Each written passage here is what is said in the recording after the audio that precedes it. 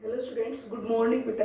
अपना टॉपिक चल रहा था method of preparation of halo alkanes, ठीक है, जिनमें से कुछ हमने डिस्कस कर लिए थे।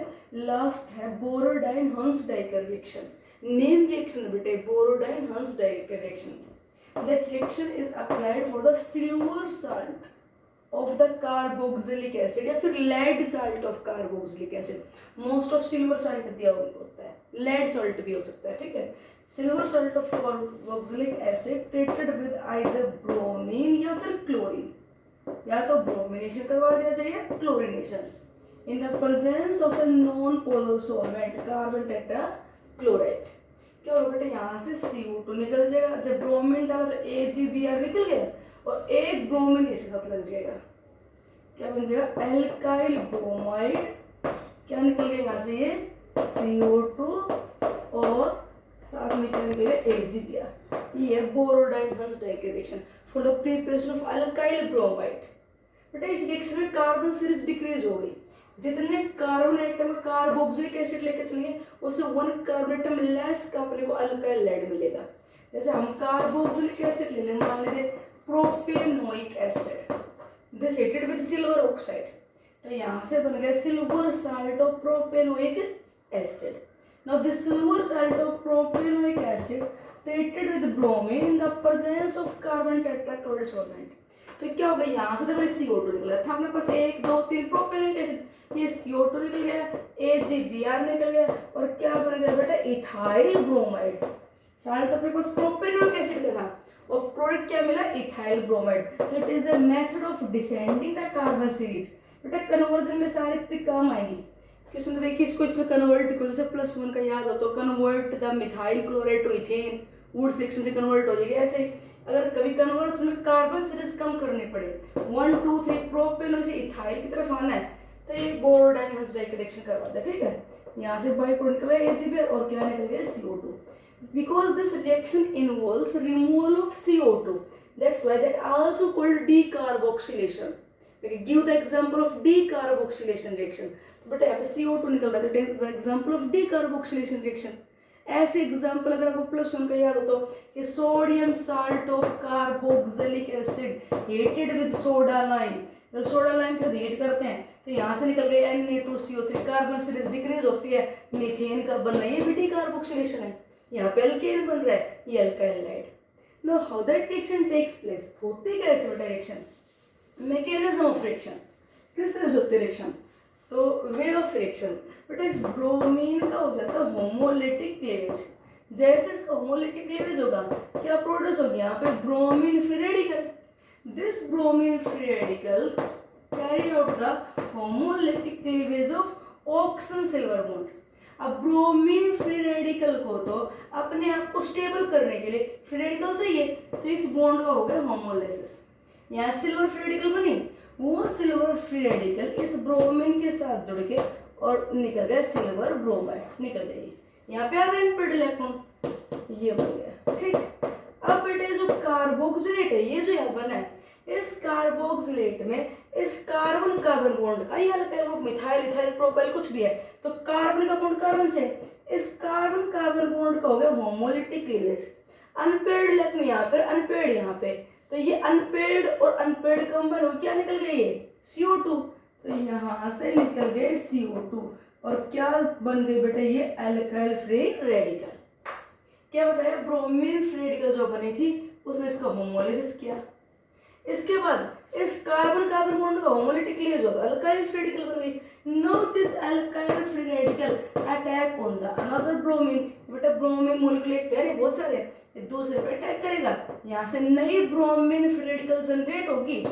वो ब्रोमीन फ्री रेडिकल तो फ्री एक काम करने लग जाएगा इस पर अटैक, और बेटा ये ब्रोमीन फ्री रेडिकल कंबाइन होके क्या बन गया, अल्काइल ब्रोमाइड। ऐसे रिएक्शन कंटिन्यू चलती रहेगी। तो मेजर प्रोडक्ट क्या बन गया बेटा, अल्काइल ब्रोमाइड। अगर क्लोरिनेशन करवाएंगे तो यहाँ पे क्लोरीन ले लेंगे, क्या बनेगा, क्लोरो एल्केन। तो ये बोरोडाइन हंस डाइकर रिएक्शन, ठीक।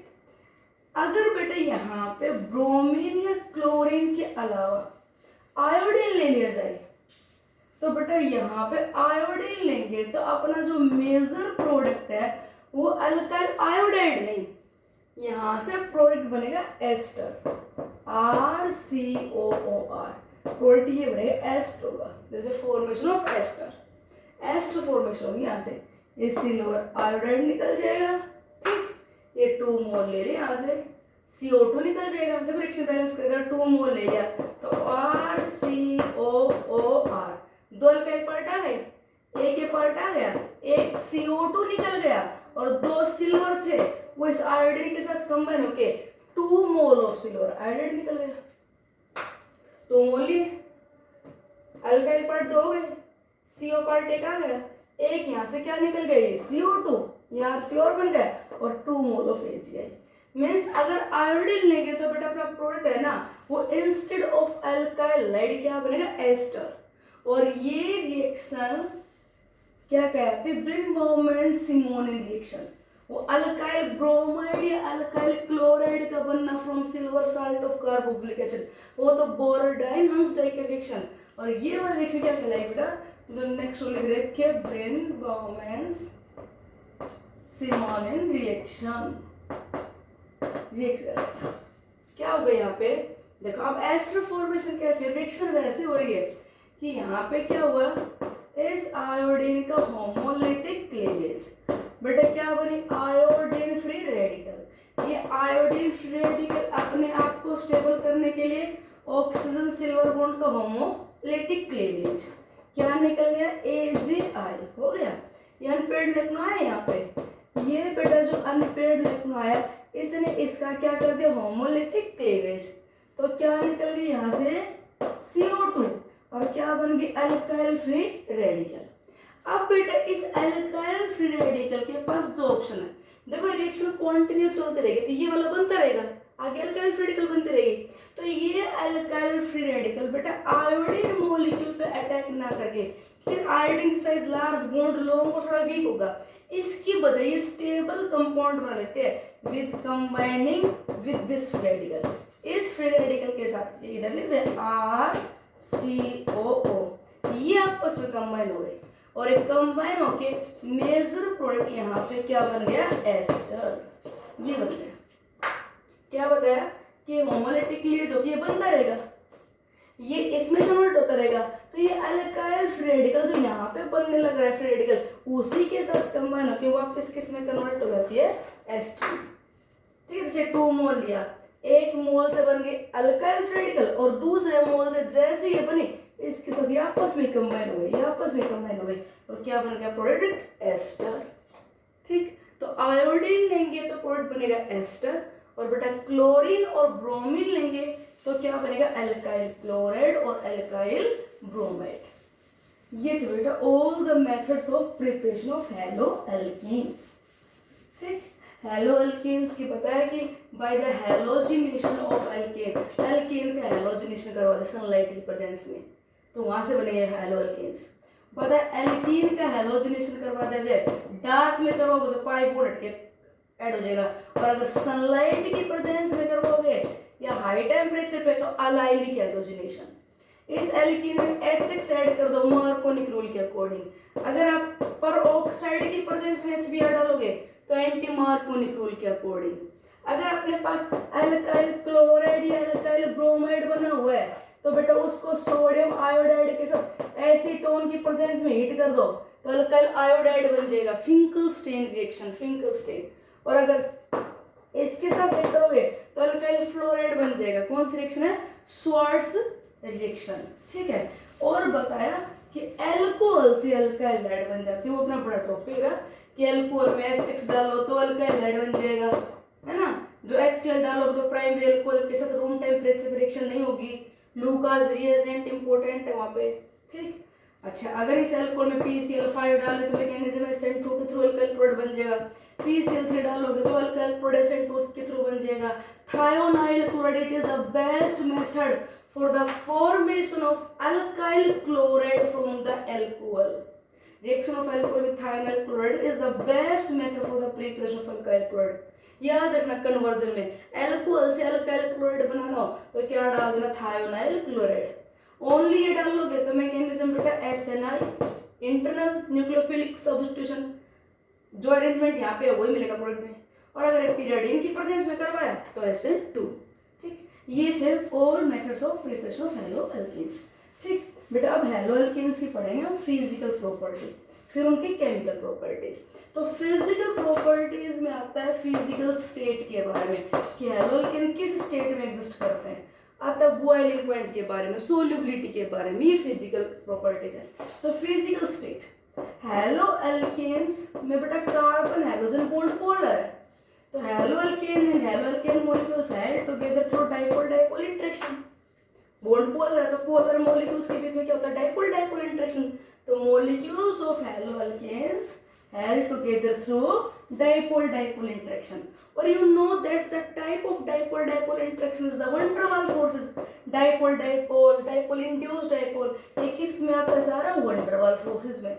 और strength of van der Waals forces depends upon surface area, molar mass, size. तो जितनी size, surface area, molar mass increase होता जाएगा उतने ही van der Waals force of attraction भी क्या होते जाएंगे, स्ट्रॉन्ग। तो बेटा जो लोअर एल्काइल हैलाइड्स हैं जैसे methyl chloride, methyl bromide, these exist in vapour state. पर जितना एल्काइल पार्ट की साइज इंक्रीज होती जाएगी तो higher alkyl halides either exist in liquid state और more higher exist in solid state. Haloalkane किस स्टेट में एग्जिस्ट करते हैं, तो smaller alkyl part exist in gaseous state, थोड़ा लार्ज एल्काइल पार्ट होता गया one der Waals force strong हो गए तो लिक्विड, और भी लार्ज होता गया तो किस में स्टेट में एग्जिस्ट करते हैं, सॉलिड स्टेट में। तो this may exist in gaseous state, liquid state और सॉलिड स्टेट। इस किस स्टेट में एग्जिस्ट करेगा वो डिपेंड करता है साइज, सरफेस एरिया और मोलर मास पे। अच्छा जी, अगर बात करें बेटा बॉइलिंग पॉइंट की, हैलो एल्केन्स के बॉइलिंग पॉइंट होगा, बॉइलिंग पॉइंट डिपेंड करता है, मेल्टिंग पॉइंट डिपेंड करता है upon the strength of intermolecular forces. जितना बॉन्ड स्ट्रॉन्ग होगा बेटा, लिक्विड को वेपराइज करना होता है मुश्किल होता जाएगा, मींस बॉइलिंग पॉइंट हाई होगा।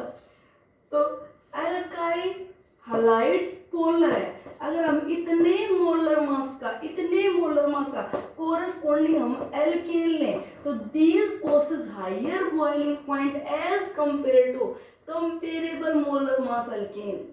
हम सेम मोलर मास का एक एल्केन ले, एक हैलो एल्केन ले, तो मोलर मास बराबर है, van der Waals forces strength nearly same है, ठीक है। पर ये बेटा क्या है, पोलर, तो थोड़ा डाइपोल डाइपोल अट्रैक्शन थोड़ा स्ट्रॉन्ग होगा।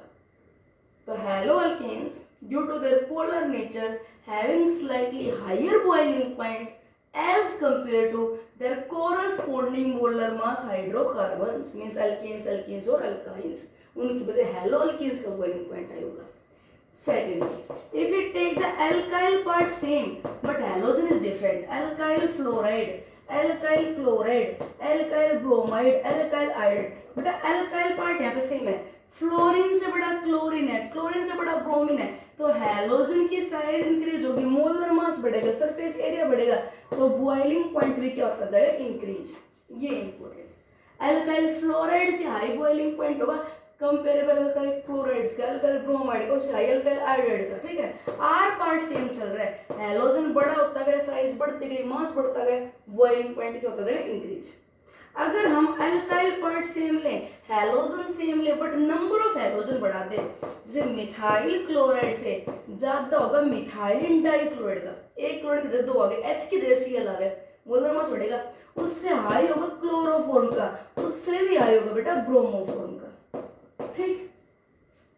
हैलोजन सेम रखिए, अल्काइल पार्ट की साइज बढ़ाते जाएं तो भी बॉइलिंग पॉइंट बढ़ेगा, मींस मिथाइल क्लोराइड से ज्यादा बॉइलिंग पॉइंट होगा इथाइल क्लोराइड का, उससे ज्यादा होगा बेटा प्रोपाइल क्लोराइड का। जितना आर पार्ट बढ़ता जाएगा उतने वन डर वाल्स फोर्सेस क्या होते जाएंगे, स्ट्रॉन्ग, और बॉइलिंग पॉइंट क्या होता चला जाएगा, इंक्रीज। सेम मोलर मास का हाइड्रोकार्बन हैलो एल्केन है, बॉइलिंग पॉइंट हैलो एल्केन का है। आर पार्ट सेम है, fluorides the chloride bromide iodide. अगर अपने पास अल्काइल पार्ट सेम है, हैलोजन के नंबर ऑफ एटम इंक्रीज करोगे, बॉइलिंग पॉइंट क्या होगा, इंक्रीज, ठीक। अगर हम यहाँ पे ये CHBr3 CCl4 ले लें, ठीक है, number of halogen atom increase किए हैं, हैलोजन एटम बढ़ाने। अगर हम अल्काइल पार्ट बढ़ाते जाए तो भी बॉइलिंग पॉइंट क्या होता चला जाएगा, इंक्रीज। जैसे अब ये कह दिया जाए, arrange the following in the increasing order of their boiling point. Compound दे दे बेटा अपने को, ब्रोमोफॉर्म ब्रोमोफॉर्म क्या होता है, CHBr3। एक दे दीजिए क्लोरोफॉर्म, CHCl3। एक दे दीजिए मिथाइलिन डाइक्लोराइड, मिथाइलिन, CH2Cl2। ये कंपाउंड दे दे, कहते हैं इनको अरेंज करो इन the increasing order of boiling point. But यहाँ पे क्लोरीन 2, यहाँ पे क्लोरीन 3 है, यहाँ पे ब्रोमीन 3 है, तो ब्रोमीन की साइज बड़ी मस्त ज्यादा, बॉइलिंग पॉइंट इसका ही होगा। तो मिथाइलिन क्लोराइड से ज्यादा क्लोरोफॉर्म का, और क्लोरोफॉर्म से ज्यादा ब्रोमोफॉर्म का, और ब्रोमोफॉर्म से ज्यादा किसका होगा बेटा, आयोडोफॉर्म का। ठीक, हैलोजन की साइज बढ़ेगी तो वन der Waals भी क्या हो जाएंगे, स्ट्रॉन्ग।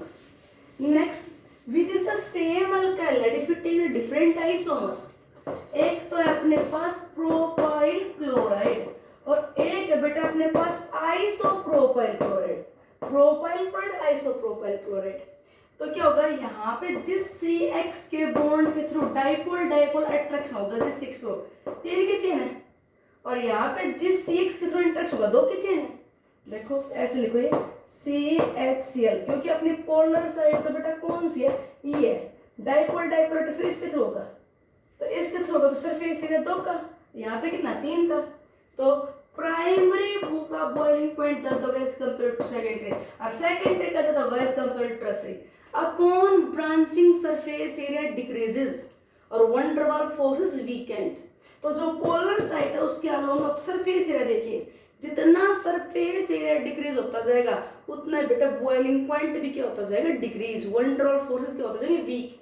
तो प्रोपाइल हैलाइड का बॉइलिंग पॉइंट हाई होगा as compare to isopropyl halide. ये कहते हैं write down the all the 4 isomers of C4H9Br। ये कहते हैं इसके 4 आइसोमर्स पॉसिबल है, उन सब का स्ट्रक्चर लिखो and arrange this in the increasing order of their boiling point. बेटा इसके 4 जो आइसोमर को सुन लीजिए, एक तो है इसका 1 ब्रोमोप्रोपेन, एक तो है ब्यूटाइल ब्रोमाइड, एक है बेटा isobutyl, second last carbon atom branched with one methyl, isobutyl. ये देखो प्राइमरी CH2Br, ये प्राइमरी, ये भी प्राइमरी है। एक secondary butyl bromide, secondary butyl, 4 के चेन, ये सेकेंडरी ब्यूटाइल ब्रोमाइड, और एक होगा टर्शियरी ब्यूटाइल ब्रोमाइड। C4H9Br के 4 आइसोमर है। इस चैप्टर में कई बार आएगा इस क्वेश्चन, तो 4 आइसोमर आपको लिखने आने चाहिए। 1 2 3 4 butyl, 1 2 3 second last 5 with 1 methyl, isobutyl लिखने आने चाहिए अपने को ये, ठीक है। 1 2 3 4 पर सेकेंड हाइड्रोजन निकाल रखा, सेकेंडरी ब्यूटाइल, ये टर्शियरी ब्यूटाइल। तो बेटा यहाँ पे बॉइलिंग पॉइंट का ऑर्डर क्या होगा, मान लीजिए कंपाउंड कह दो ABCD, तो प्राइमरी यहाँ पे सरफेस एरिया 4 का, यहाँ पे सरफेस एरिया 3 का, ब्रांचिंग कर दे तो बॉइलिंग पॉइंट कम। यहाँ पे सरफेस एरिया 4 का नहीं बेटा, सरफेस एरिया 3 का ही है, क्योंकि जो इंटरेक्टिंग साइड है वो तो ये है, ये CX है, तो ये 6 के लॉन्ग सरफेस कितना होगा, 3 का। तो यहाँ पे हालांकि ये भी 3 का, ये भी 3 का, पर ये प्राइमरी सेकेंडरी, बॉइलिंग पॉइंट लगभग बराबर से होगा। तो A का बॉइलिंग पॉइंट सबसे ज्यादा, फिर B और C का नियरली है सेम, और सबसे कम किसका है बेटा, टर्शियरी का, टर्शियरी का सबसे कम किसका, tertiary. Upon branching surface area decreases one der Waals forces weekend, ठीक है। इन दोनों में से बताना हो तो B का थोड़ा सा ज्यादा और C का इससे कम, लगभग बाकी इनका बराबर सा ही मिलेगा, क्योंकि इसके अलोंग 3 की चेन है, इसके अलोंग भी 3 की चेन है, ठीक। बाकी प्राइमरी का थोड़ा ज्यादा, सेकेंडरी का कम, थोड़ा कंपेयर कर दो, नियरली सेम इनका, ठीक। तो जब भी आपको आइसोमर्स दे रखे हो तो प्राइमरी का सबसे ज्यादा, सेकेंडरी का उससे कम, टर्शियरी का सबसे कम। प्राइमरी के एक से जाता हूं तो क्या देख लेना, extent of branching. Neopentyl bromide है तो very low boiling point, but neopentyl bromide और neo branching extent is more, इसलिए बॉइलिंग पॉइंट जो है low, weak van der Waals forces. अब बात आती है इनके कलर की, तो alkyl halide all are colourless, बेटा सारे कलरलेस है, क्लोराइड फ्लोराइड ब्रोमाइड सारे कलरलेस है, जबकि इनमें क्या होता है, अल्काइल फ्लोराइड और क्लोराइड तो कलरलेस ही रहते हैं, अल्काइल ब्रोमाइड और अल्काइल आयोड है तो कलरलेस, बट सनलाइट की प्रेजेंस में ये थोड़ा सा कलर कई बार डेवलप कर लेते हैं, ये वाला थोड़ा रेडिश ब्राउन दिखने लग जाता है और ये थोड़ा वोयलेट, किस वजह से, सनलाइट के प्रेजेंस में बेटा इनकी थोड़ी स्टेबिलिटी कम है, size large bond long weak, तो थोड़ा टूट जाता है और वहां से क्या निकल जाता है, ब्रोमीन और आयोडीन। तो in the presence of sunlight due to liberation of halogen this develop some colour. Otherwise हम प्योर अल्काइल लाइट की बात करें तो सारे के सारे कैसे हैं, colourless. Stability of alkyl halide, इनमें फिर कौन सा सबसे ज्यादा स्टेबल हुआ, जितनी साइज स्मॉल बॉन्ड स्ट्रॉन्ग, तो अल्काइल फ्लोराइड मोस्ट स्टेबल, उससे कंपेयर अल्काइल क्लोराइड, ब्रोमाइड और लेस स्टेबल अल्काइल आयोडाइड। जितनी हैलोजन की साइज इंक्रीज होती है, बॉन्ड लॉन्ग एंड वीक। ध्यान रखना बॉइलिंग पॉइंट और थर्मल स्टेबिलिटी का, जब बॉइलिंग पॉइंट है तो अल्काइल आयोडाइड का बॉइलिंग पॉइंट सबसे ज्यादा। बेटा जब बॉयल करना होता है तो हमें मॉलिक्यूल मॉलिक्यूल के बीच क्या देखना होता है, वंडर वाल फोर्सेस। बॉयल करना है तो इनके molecule force of attraction weak करना है, ठीक है, लिक्विड को वेपर में लेके जाना है। और जब स्टेबिलिटी की बात आए तो ये जो कंपाउंड बना हुआ है इसके एटम्स के बीच में अट्रैक्शन कितना स्ट्रॉन्ग है, तो मॉलिक्यूल बड़ा होगा तो वंडर वाल फोर्सेस स्ट्रॉन्ग होंगे, boiling point melting point high होगा। और अगर बेटा ये साइज हैलोजन की लार्ज होगी, बॉन्ड लॉन्ग होगा, वीक होगा, तो स्टेबिलिटी सबसे ज्यादा अल्काइल फ्लोराइड्स की, जबकि बॉइलिंग पॉइंट पूछे तो सबसे ज्यादा किसका होगा, अल्काइल आयोडाइड्स का। बॉइलिंग में स्टेबिलिटी ना, आपको बॉन्ड तोड़ के मॉलिक्यूल खत्म करना है, और बॉयल करना तो मॉलिक्यूल खत्म नहीं करना, उस मॉलिक्यूल के बीच के अट्रैक्शन को थोड़ा वीक करना है। तो साइज जिनकी बड़ी होती है वहां पे वंडर वाल फोर्सेस स्ट्रॉन्ग होते हैं। अगर बात आए इनके कोरस्पॉन्डिंग, अगर हम हेलो एरिन्स की बात करें, हेलो एरिन्स में हेलो एरिन्स बेटा थे ऑर्थोडाई हेलोइन ले लें, मेटल ले लें, इनका साइज सरफेस एरिया बराबर है, मोलर मास बराबर है, तो बॉइलिंग पॉइंट इनका सबका नियरली सेम है। पर ध्यान रखना मेल्टिंग पॉइंट बेटा पैरा आइसोमर का हमें सबसे ज्यादा मिलेगा, कि मेल्टिंग पॉइंट देखकर सॉलिड का, और सॉलिड में साथ साथ क्या देखी जाती है, ज्योमेट्री। जिन सॉलिड्स की ज्योमेट्री सिमेट्रिकल होती है, जिन सॉलिड की ज्योमेट्री सिमेट्रिकल होती है, उनकी पैकिंग क्लोज होती है और उनका मेल्टिंग पॉइंट क्या मिलता है, हाई। तो मेल्टिंग पॉइंट हाईएस्ट किसका है, पैरा आइसोमर का। बॉइलिंग पॉइंट लगभग सबका सेम, कि वंडर वाल फोर्स स्ट्रेंथ नियरली सब में सेम है, साइज मोलर मास बराबर है, तो बॉइलिंग पॉइंट तो लगभग बराबर है। पर मेल्ट करते टाइम ये देख सकते हैं पैकिंग कैसी है, तो पैरा आइसोमर में पैकिंग क्या होती है, close due to symmetrical geometry. ठीक, know about the solubility, what is the order of solubility. Solubility के बारे में क्या कहोगे, हेलो अल्केन्स और व्हाट इज सोल्युबल और इनसोल्युबल। बेटा हम बोलते like dissolve like, haloalkanes तो पोलर है, तो these should be expected to be soluble in water, like dissolve like. अगर ये पोलर कंपाउंड्स है तो हम एक्सपेक्ट ये करते हैं वाटर में सोल्युबल होने चाहिए, बट ये पोलर कंपाउंड है, बट इनकी वाटर में सोल्युबिलिटी है very less. Solubility of halo alkanes in water is very less, means almost we can say these are insoluble in water. ये बोलते हैं हेलो अल्केन्स पोलर होते हुए भी इनकी वाटर में सोल्युबिलिटी बहुत कम होती है। बेटा दिक्कत क्या है, देखो वाटर के मॉलिक्यूल्स में क्या होती है, water molecule held together through strong intermolecular hydrogen bonding. Water के आपस में क्या, स्ट्रॉन्ग हाइड्रोजन बॉन्डिंग।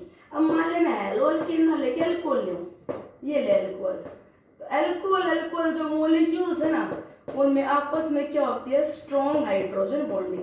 पर जैसे अल्कोहल को वाटर में डालोगे तो this positive pole feel the attraction toward the negative pole, तो ये OH इसके साथ बॉन्डिंग कर ले, ये यहाँ पे H इसके साथ बॉन्डिंग कर ले, तो ये इसके साथ मिक्स होते चले जाएंगे थ्रू हाइड्रोजन बॉन्डिंग के इसमें एंटर करते चले जाएंगे।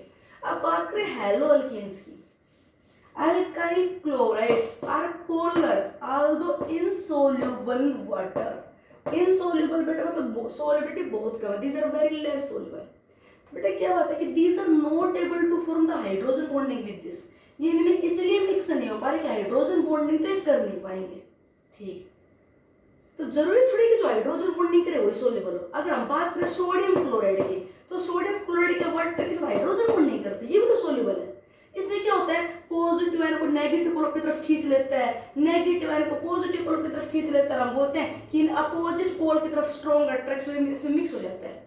तो हम एक्सपेक्ट इसके लिए भी तो ऐसे ही करते हैं कि ये नेगेटिव पोल है, पॉजिटिव पोल है, पॉजिटिव पोल का इसके नेगेटिव की तरफ अट्रैक्शन होना चाहिए और नेगेटिव का पॉजिटिव की तरफ अट्रैक्शन होना चाहिए और ये वाटर में मिक्स हो जाना चाहिए। पर बेटा बात क्या है कि attraction of this hello alkane molecule towards the water is very weak. Attraction तो फील करता है, पर अब जब सोडियम कटायन की क्लोराइड आयन की बात करते हैं बेटा +1 चार्ज है, -1 चार्ज है, जितनी चार्ज डेंसिटी ज्यादा दोगे अट्रैक्शन स्ट्रॉन्ग होगा। यहाँ पे स्लाइटली पोलर, कुछ पॉजिटिव चार्ज है, कुछ नेगेटिव चार्ज है, पूरा +1 या -1 नहीं है। अब सुनना आराम से, this haloalkanes are polar but polarity is less, this feels the attraction towards water. ये फील करते हैं अट्रैक्शन वाटर की तरफ, but the attraction of these haloalkane molecules towards water is weak. Attraction weak है as compare to attraction with each other. आपस के molecules की बजाय यहाँ पे वाटर के साथ अट्रैक्शन वीक है। वाटर के साथ strong hydrogen bonding, hello alkane के साथ strong dipole dipole attraction, but hello alkane और वाटर के बीच में फोर्स ऑफ अट्रैक्शन क्या है बेटा, वीक। तो attraction between halo alkane and water molecule is weak, thus heat energy released less and heat energy required to dissociate this bond, heat energy required to dissociate this bond is more। जब इनका आपस का attraction खत्म होगा तभी तो बेटे एक दूसरे में मिक्स होंगे। तो ये अट्रैक्शन वीक है as compare to attraction with each other. Water halo alkane में फोर्स ऑफ अट्रैक्शन क्या है, very strong as compare to attraction between halo alkane and water. तो ये हेलो अल्केन्स ऑलमोस्ट वाटर में क्या रहते हैं, इनसोल्यूबल। इनमें बेटे अल्काइल पार्ट होता है, ये कार्बन चेन होती है, हाइड्रोफोबिक होती है, तो ये वाटर से लगातार रिपल्सन फील करते रहते हैं, इसीलिए अट्रैक्शन हेलो अल्केन का वाटर से क्या रहता है, वीक, और इसलिए इनकी सोल्युबिलिटी क्या रहती है, वेरी लेस। सीधा पूछा जाए why halo alkanes are insoluble या लेस सोल्यूबल, तो क्या कहोगे, since in between the halo alkane and water force of attraction is much weaker as compared to water and halo alkane। तो इसलिए halo alkane अपने मॉलिक्यूल के साथ रहना चाहेगा, वाटर अपने ही मॉलिक्यूल के साथ रहना चाहेगा as compared to with each other। तो इसलिए अलग से लेयर बन जाती है, solubility very less। ठीक, ये थी बेटा all physical property। Hello arenes की भी वाटर में सोल्युबिलिटी बेटा बहुत कम होती है, इनमें लिस्ट सोल्यूबल पैरा आइसोमर होता है। मेल्टिंग पॉइंट तो पैरा आइसोमर का हाईएस्ट, पर सोल्युबिलिटी सबसे कम, क्योंकि बेटा डाइपोलमेंट इक्विवेलेंट अपोजिट तो नॉन पोलर होता है, तो सोल्युबिलिटी इसकी सबसे कम होती है। ठीक, नेक्स्ट वीडियो बेटा पढ़ेंगे about the chemical properties. Okay, उन केमिकल प्रॉपर्टीज में ना एक यूज करेंगे, वो थोड़ा मैं अभी बताती हूँ, न्यूक्लियोफिलिसिटी एंड बेसिसिटी, ये दो वर्ड ये +1 में पढ़ते हैं हम, न्यूक्लियोफिलिसिटी एंड बेसिसिटी।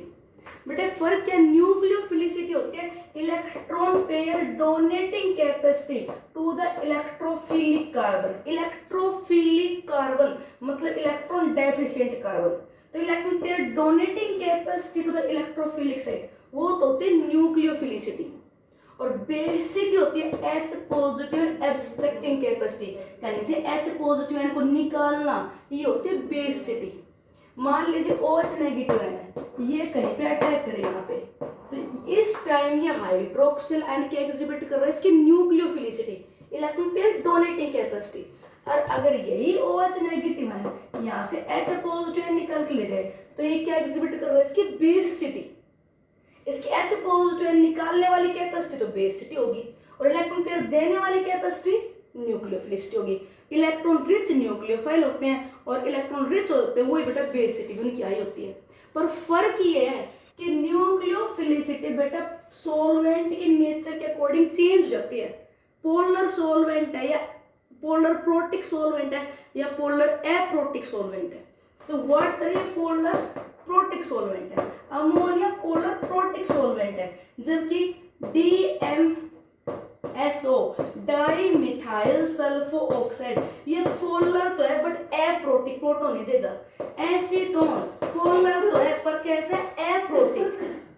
तो पोलर एप्रोटिक सॉल्वेंट हो चाहे पोलर प्रोटिक सॉल्वेंट हो, बेसिसिटी तो हमेशा सेम रहती है और न्यूक्लियोफिलिसिटी बेटा बदल जाती है। न्यूक्लियोफिलिसिटी हमेशा पोलर प्रोटिक सॉल्वेंट में, पोलर प्रोटिक सॉल्वेंट में ये ज्यादा यूज होता है पोलर प्रोटिक वाला, तो न्यूक्लियोफिलिसिटी हमेशा डाउन द ग्रुप इंक्रीज होगी। फ्लोराइड से ज्यादा क्लोराइड के, उससे ज्यादा ब्रोमाइड के, उससे ज्यादा आयोडाइड के, न्यूक्लियोफिलिसिटी बढ़ेगी। और बेटा बेसिसिटी डाउन द ग्रुप हमेशा डिक्रीज होगी। अगर कोई पूछे बेसिसिटी किसकी सबसे ज्यादा, फ्लोराइड की, it is electron rich, easily accept the H positive ion. Nucleophilicity किसकी ज्यादा, आयोडाइड की, it's less electronegativity, so easily donate the electron pair. ये रिजल्ट है पोलर प्रोटिक सॉल्वेंट में।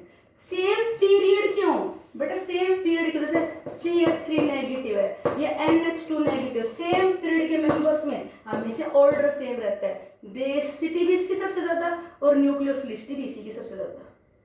कई बार डोनर एटम सेम हो तो यहाँ पे थोड़ा सा लास्ट इंपॉर्टेंट एग्जांपल फर्क पड़ जाता है। डोनर एटम सेम है, ग्रुप पीरियड तो सेम है, पर यहाँ पे बेटा अगर मैं बल्कि ग्रुप लगा दूं तो इसकी न्यूक्लियोफिलिसिटी कम हो जाएगी। कोई पूछे न्यूक्लियोफिलिसिटी किसकी ज्यादा, जहाँ पे अल्काइल ग्रुप 1 है, और बेसिसिटी किसकी ज्यादा, जहाँ पे 3 है। 3 अल्काइल ग्रुप प्लस I के थ्रू इसे इलेक्ट्रॉन रिच बना देंगे और इसलिए H पॉजिटिव आयन लेने की कैपेसिटी बढ़ जाएगी। तो जो बल्कि ग्रुप है उसकी बेसिसिटी हाई पर न्यूक्लियोफिलिसिटी कम। ये थोड़ा सा एक बार पढ़ लेना। Okay, thanks.